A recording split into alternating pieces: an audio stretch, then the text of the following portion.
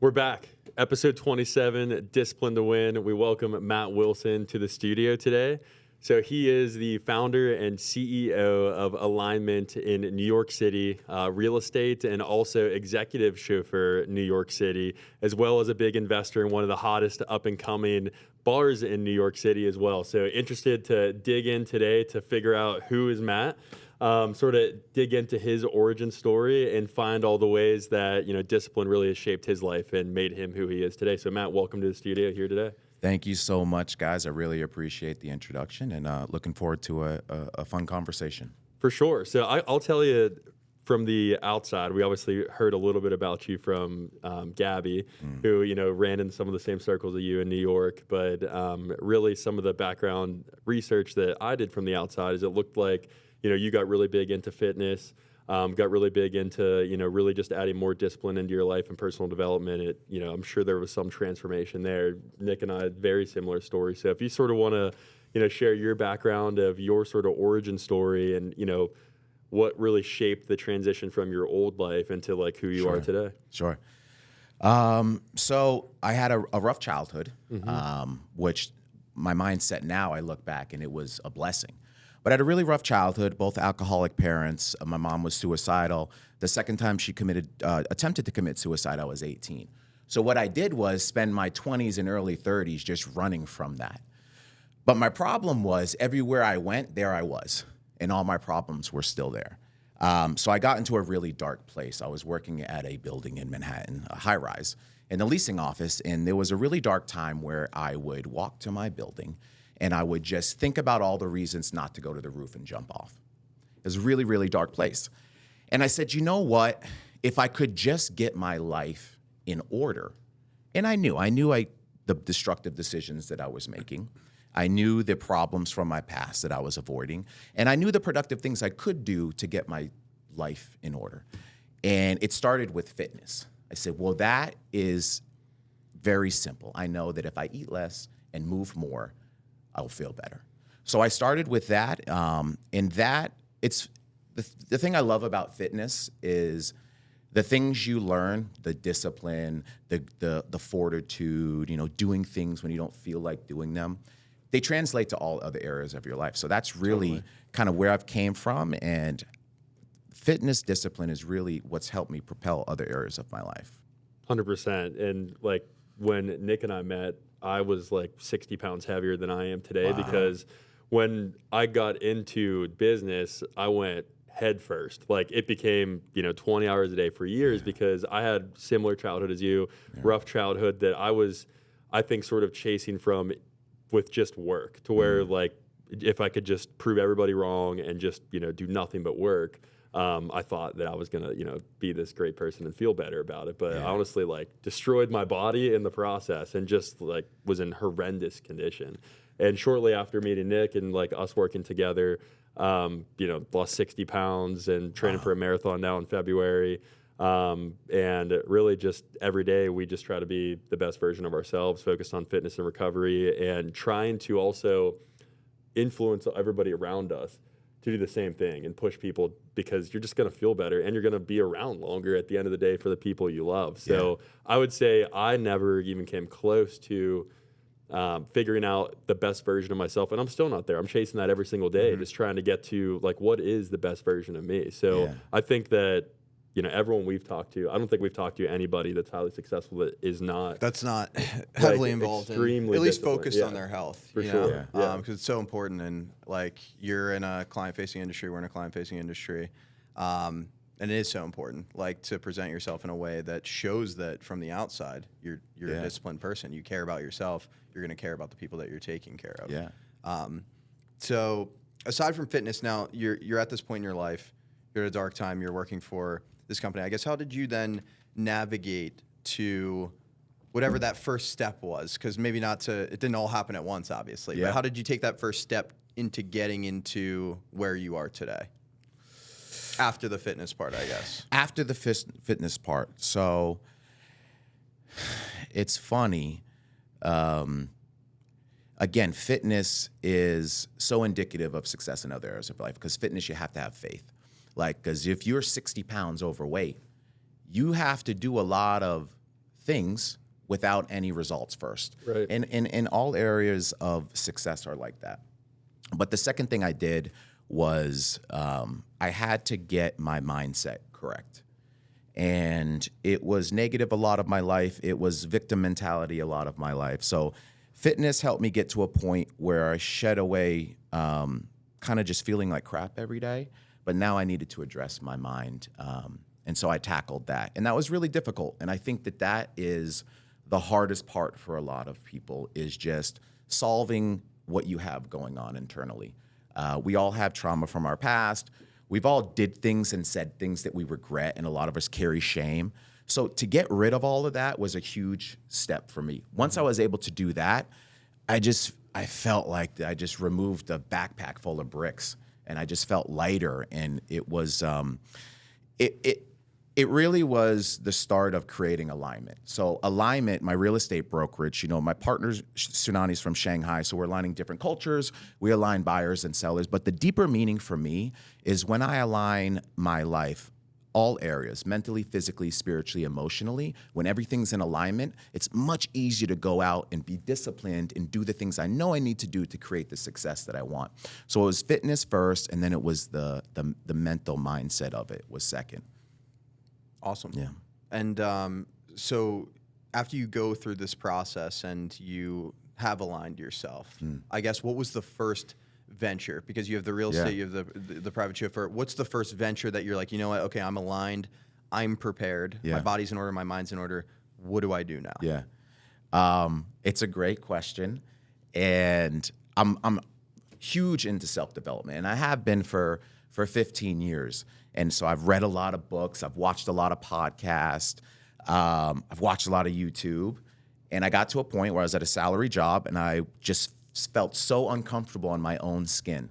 And I heard this term, success zombie, and it's just somebody that consumes all this content and doesn't do shit. Yep. And that was me. So I said, you know what, I think there's two ways to quit a salary job. You either get a side hustle, build it up, and it pays your bills, or you stack some money in the bank, get 6-month runway, and then go try something.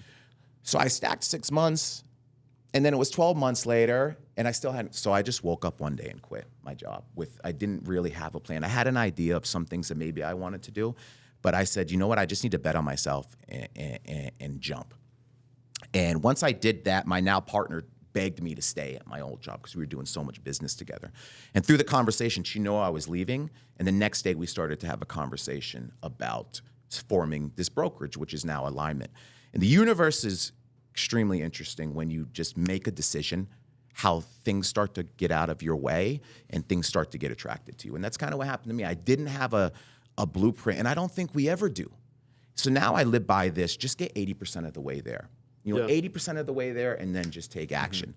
Ready, fire, aim. Just ready, shoot the gun, and then start aiming afterwards. That's kind of how it happened. I think where so many people run into no action is they want 100% of the blueprint done. Yeah. They want to see the entire pathway, and in their perfect world, they want also no risk attached to it at the same time. And why just no one takes action is you're actually never going to have the full blueprint. Nick and I talk with our team all the time as from a standpoint of, like, with strategy, you have to use all of the information available to you at the moment to make a best decision on where you see or think you'll be or what you think is going to work. And you got to be willing to just make that decision and go. You're never going to have all of the information to know for certain that you're making the right move or not. But it's just everyone that has their own story, just like you shared, of at one point they had to pull the trigger and just go with it, because you're never going to have all the information. So and that's where all the fun is. 100%. Like, because if you knew what was going to happen, like if you guys knew in your business where exactly you're going to go, it's kind of anticlimactic. 100%. There's no value It's like in you that. played the game already. Yeah. Like you already beat all the levels. Yeah. It's not fun anymore. Yeah. This is my favorite time of the year every year, really at like the end of the year and moving into the next year, because I do a ton of reflection about just 12 months ago. What was our strategy then? Where did we think we'd be today? And it's always light years apart to where you're either way overachieved that, or you didn't even know you were going to run into these 6 hurdles and like Nick said, levels you had to beat before you're even at to where you're at today. Absolutely. So it's my favorite time of the year to reflect and take all the lessons you learned throughout the year and then use them to try to beat all the levels you're going to face next year. Yeah. Yeah, absolutely. And it's so funny because for me, it always goes back to fitness. Like, you don't know. You think you have this information, but you got to go take the action. And just the process is where all the value is. The little bit of not knowing, that 20% of not knowing is actually where living is. Because like you said, if you know, then it's anticlimactic. Who cares? It's not fun. Yeah. So in a market like New York, in a industry that, I have no knowledge on, but I would assume it's highly competitive. Yeah. Especially because lately you have the Netflix series that Sirhan is on, and all this attention is flooding to New York, to where it's really the epicenter of real estate and almost pretty much every industry in America. But I sort of envision, because of how glorified your industry has been painted on social media, that it's almost like a new gold rush where you probably have people flooding to New York trying to take advantage of, can I get into real estate and win here? Yeah. So I guess, how have you been successful in a market that is so saturated with everyone trying to do the same thing? And I guess, how have you guys done it differently? Yeah. Well, one thing is, my partner's from Shanghai. I'm from the backwoods of New Hampshire. We've kind of just formed alignment with two completely opposite people. And the value in that is, she brings all her resources from her culture and I bring all of mine, and we kind of form them together. One of our niches is helping international business owners expand into Manhattan. A lot of international business owners will go into Flushing, Queens first, because they're kind of nervous about New York, but we've kind of become experts in that process. So that's the niche that we have there. Also, I view Alignment as a self-development company with my team. And one of our core values is constant growth and improvement. And the more because we believe we'll fall to the level of our self-improvement. So we're constantly working on that, and that bleeds into all areas of our life, of the company and our life. And we really operate as a cohesive unit. And I don't see other brokerages doing that. It's indicative of what you watch on these shows. The brokerage life, and like you said, is very low barrier of entry. There's over 25,000 agents in New York. But I would say another thing that sets us apart is something very simple. It's just consistency. A lot of people get into this industry because they see some of these reality shows and they think that, I'm going to show this multi-million-dollar place and I'm going to get a $100,000 commission check, and then I'm going to go to Bali for a month. It doesn't work that way. So I would say the unique aspect of our diverse culture and just being consistent. I was just on the drive up here today, just was listening to a podcast, and one thing they were talking about is 80% is just exactly what you said, just showing up and doing it every day. Yeah. To where in our industry, it's very similar, to where the amount of people that I would say are our competitors that do it every single day is almost zero. It's few. It's like, our industry is shaped around, if you're successful, you don't have to work hard. And if you're successful, then you just go get to golf all day, 4 days a week, and you do 4 hours of work on Friday or Monday, to where if you just show up every single day with the same level of energy, and you're not even doing anything different than everybody else, you're going to pass them by extremely fast, because it's so hard when there's not somebody forcing you to do something. There's no one that, today forced you to get on a plane and come out here to Pittsburgh to see us. You had to take all of the effort and coordination to do that, bring your team, the whole 9 yards, make it fit into your calendar. Yeah. It would have been easier for you to stay at home today and stay in New York, but you're pushing towards all of your goals and objectives. Yeah. So I think just doing that for years and stacking days and days and days and months and months and months, I think is just how it's a cheat code to passing everybody by. Absolutely. And I think when people think about success, and I used to think this way, like, I need to grind 24/7 and you have to make all these sacrifices.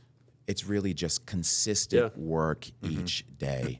And I was actually just talking to a good friend of mine, Ben Newman, and we're talking about just the word for the year. And I kind of decided on the plane ride here that my word for 2025 is just going to be consistency. Back to the basics. Like, that's really sustainable long-term success, is just being consistent. But you got to be disciplined to be consistent. You're speaking to me totally. When I first got into business, I told myself I got to do everything and I literally can't sleep. Like, Yeah. because you listen to the guys like Elon, where he's sleeping on the factory floor. So I'm like, I need to do the same. Yeah. I need to live, breathe, business is it. And then, you almost lose, your family and everybody else that you actually care about, and realize that what's the point without all of those things. And as soon as I realized that growing with like-minded people was going to get me way further than trying to do it myself, like it was like a flower blossomed, and life became so much better, and doing things at a mass level became so much easier. And for me, like the pivotal moment in that was finding my partner, Nick.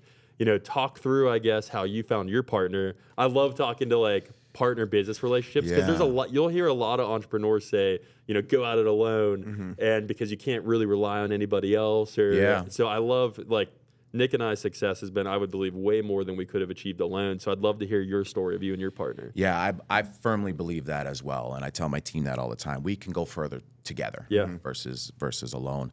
And a mentor of mine told me, if you're going to go into business with somebody, one, make sure they don't need money right now. Because if someone needs money right now, they're going to make decisions off of that. It's usually not a good thing. Right. The other thing is you got to bring separate things to the table. Okay. My partner and I had worked on the opposite side of deals for 7 years. And I was always wondering, like, why is it so smooth working with Tsunami and it's so rigid working with some other brokers? And I just realized we were both in alignment. Like, I wanted what's best for my client. She wanted what's best for her client. But we could always align both to make it, a good deal for everybody. So there was that background. And then once I evaluated her strengths and my strengths, completely opposite. Like, she is a machine and is just out showing every day, following up every day, very organized, just boom, boom, boom. I'm more of, like, let's think how we can grow this company. Forward thinking, different things that we can do, strategize, like, running the day-to-day, but also the bigger picture of the company. And it's just such a fluid cohesiveness. So to answer your question, we found each other just through doing business together for 7 years. And then when I wanted to go out on my own, we started talking about how we could work together. That's phenomenal. That's awesome. And how long has it been? We've alignment's been open for about 17 months. Okay. About 17 Awesome. months. So you guys are like, we're a baby. That's so exciting now. Yeah. It's like the most exciting time is like at the ground level. Like, I met Nick, he was at the time 3 years in, 2 years in, 3 years. Yeah, 3 years in. Yeah, 3 years, to where he was like, it was right at that turning point where he was like, okay, like, we need somebody else that's like-minded, and like, it's the same thing. Like, because like alone, I took us from like 390K in revenue to like just under 2 million in revenue, but I did just under 2 million in revenue then 2 years in a row, which that's what told me then, like, okay, I'm maxed where I'm at. And then that's when it was the biggest, like, to your point, like, the alignment of vision was big, because we both were like, we could see what we wanted it to be, and we both brought different things to the table, and that's like what just like created the machine of like just being able to explode. And now we're at the point where we're fortunate enough to where we're adding 4 new partners at the end of this year. By the end of next year, we'll probably add another 10 to 15 new partners, because we know that with different perspective, with different skill set, it only adds to what you're able to create. I mean, you look at the largest companies in the world, like Bezos owns what, 10% of Amazon at this point, like NVIDIA, 8%, like all of these companies. For them to get to that size and scale and impact, you have to bring in other people that are like-minded but have different skill sets. So I love that you said that, because going at it alone, truthfully, I don't know. For those who do it alone and can scale to like 8 figures and above, it really is impressive, because you have to be able to do a lot, and you have to have a really broad array of skill set to be able to get to that point without having other people involved. And I'm sure you're seeing that now, where like, as you guys are growing, like both of your skill sets are playing into that growth. Yeah, I definitely couldn't do it myself, because I suck at a lot of different things. Like, I'm not good at marketing. So when we brought on Jessica, it was amazing, because she brings this different skill set. And my partner is actually not good at marketing either. So to bring in somebody who is an expert at it just enhances the whole team. Yeah. And it takes a level of humility, and you have to remove your ego. That's what I've learned early on in business. Is every time I've made a mistake, my ego's in there telling me like, no, you could do this, or don't relinquish that, or don't delegate. And you're so right. The bigger you build your team, the further you guys can go. 100%. I'd like 1,000%. Yeah. And I would say today, going into 2025, we are at the strongest position we've been around surrounding ourselves with other leaders in the organization, to where like hiring in the beginning was who can we teach to do everything exactly how we've done it. But hiring now has shifted to who can we bring in that's going to teach us how to do things differently, and who is a subject matter expert in this sliver of the industry that we can bring in that's just going to make the team even better, to where like it's crazy. Most people wouldn't realize, but like today, I'm making less decisions in the business than I made 6 months ago, less than 12, 24. Like I'll never make more decisions in the business than literally right now. And most people can't give up that type of control because it's like when your kids grow up and go to college, basically, you got to let them make their own decisions where they're going to, fail or succeed.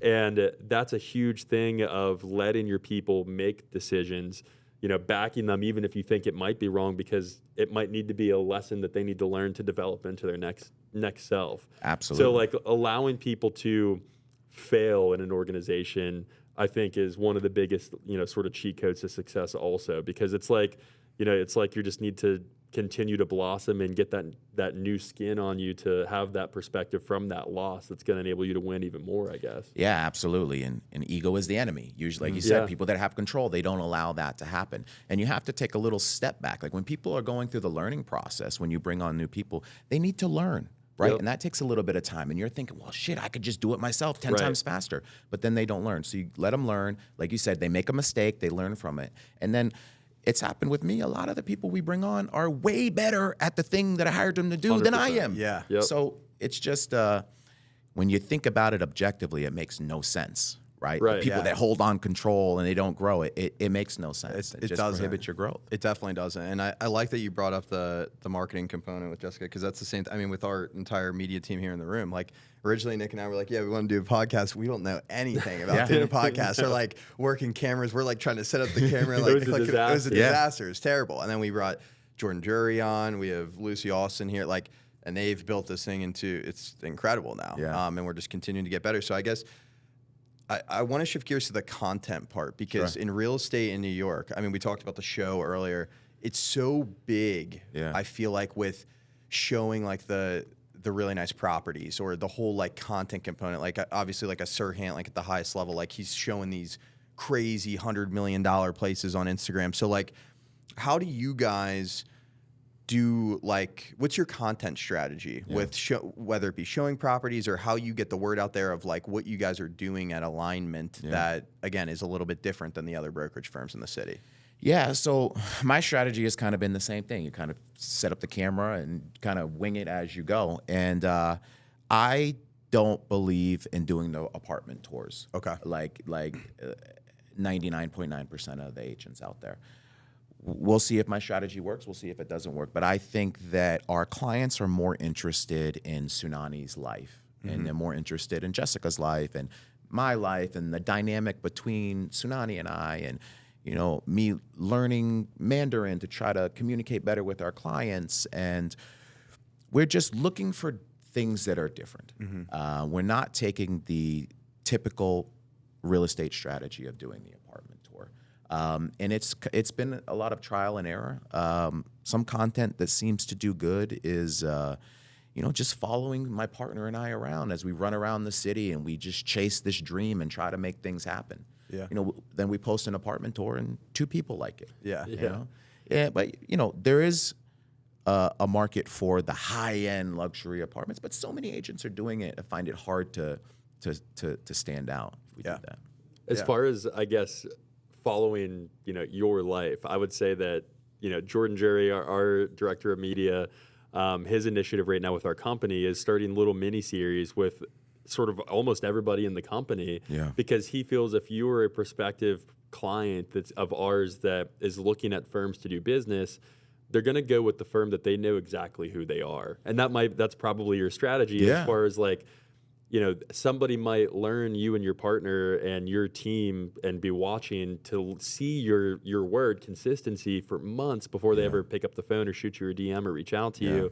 And the longer you can, I guess, consistently show exactly who you are by your actions and everything that you do, you're sort of earning that trust when everyone is just showing an apartment where the apartment doesn't show anything about you. Yeah. To where I like that strategy a lot. And do. sort of just showing your true self and letting your actions speak for you to help gain clients. I love that strategy. Yeah. Yeah. Yeah, it's I think it's just like you said, people get to know you. Yeah. And I don't think you know, competency is just the baseline. Like you can go to virtually any wealth manager and they could tell you the basics. Right. But who exactly is this person I'm giving my wealth to have them manage? Who exactly is this person that I want them to represent me on this purchase of property? I think it goes a long way. Yeah. And, so that's been our strategy. Yeah, trust business, and we're both anything in sales is really a trust business, right? So I think that aligns with ours. Now, again, switching gears from real estate. So, how then into your next venture, where it's and correct me if I'm wrong, private chauffeur service? Did the real estate lead into that, or kind of how did you get started there? Yeah, it led into it. So I was using the car service a lot with my clients, for me personally, with bringing a lot of clients around the car service, and I became really good friends with Ferrari, the owner of a previous car service, and we got to talking, and he had reached a level, just kind of like similar to you guys' story. He had reached a level where he was kind of plateaued, and he approached me about partnering in this car service to see if we can grow it together.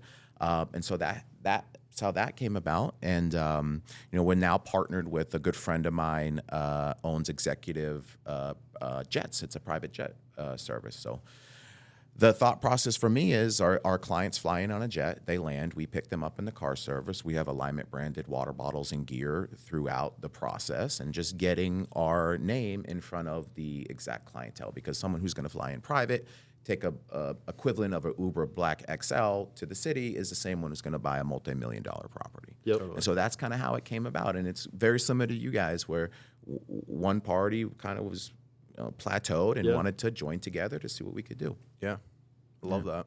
Yeah. Now take us into the newest venture that you're an investor in, and talk through the success of that. Yeah, sure. So the rental market, which is both me and my partner's background, slowed down over the last 8 months in New York. The rents kind of topped out, and a lot of that has to do with the economy pulling back and not as many companies hiring. So we made a pivot into commercial real estate and representing some of these American and Chinese brands, finding commercial retail space. And then I met two good friends of mine, a guy by the name of Abe, who's a big-time investor in the restaurant bar scene in New York, and then this really young, up-and-coming, which I believe is going to be one of the most successful kind of hospitality guys in New York by the name of Noah. And they had this concept of it's called Common Country. It's a Nashville-themed country bar, and really, I believed in those two guys, especially Noah. And I'm a firm believer in backing the man versus the company. Yeah. So me and my partner decided to invest in it, because now when we speak to our clients, we're speaking the same language. Like, we're in the same leasing commercial real estate space as them. So it kind of just came about.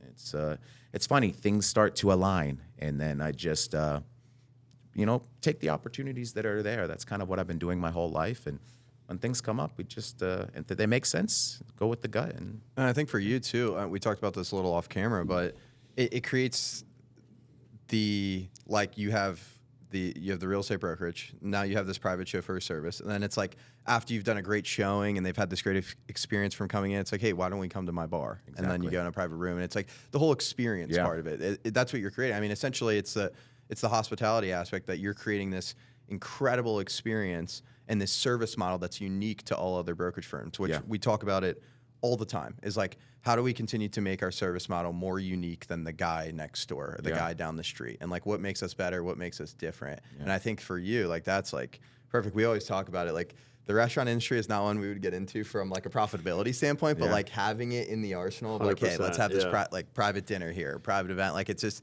Yeah. cool. And it's like, it's a cool, like unique value add, I think. Yeah, it's been cool. It's been cool to say I'm a part owner of the hottest bar in New York City right now, Common Country. You know, the first 2 weekends we were open, there was an hour and a half wait to get in, and it's just because it's starting to blow up. So, like you said, it is part of the whole experience. Yeah.